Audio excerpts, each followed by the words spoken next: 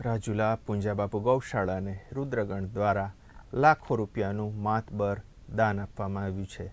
ત્યારે રાજુલા પૂંજાબાપુ ગૌશાળામાં રુદ્રગણ દ્વારા મકર સંક્રાંતિ નિમિત્તે લાખો રૂપિયાનું દાન કરવામાં આવ્યું। રુદ્રગણ દ્વારા વર્ષોથી આનંદ મેળાનું આયોજન કરવામાં આવે છે, જેમાંથી વધતી રકમનું દાન આ ગૌશાળામાં આપવામાં આવે છે। ત્યારે ગૌશાળા 800 જેટલી ગાય સહિત અનેક માંદી ગાયને રાખવામાં આવે છે, ત્યારે આવી ગાયો માટે આ દાન કરવામાં આવ્યું છે। દાન આપવાના પ્રસંગે રુદ્રગણના તમામ સભ્યો હાજર રહ્યા હતા।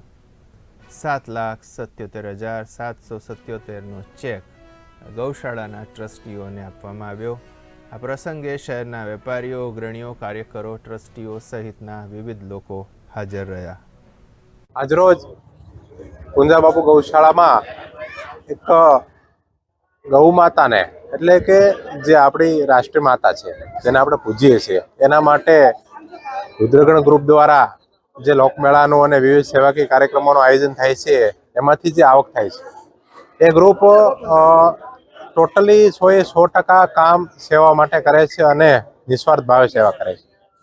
દર વર્ષની જેમ આ વખતે રુદ્રગણ ગ્રુપ દ્વારા 7,77,777 રૂપિયા જેવી માતબર રકમ પૂંજાબાપુ ગૌશાળામાં અર્પણ કરવામાં આવી છે।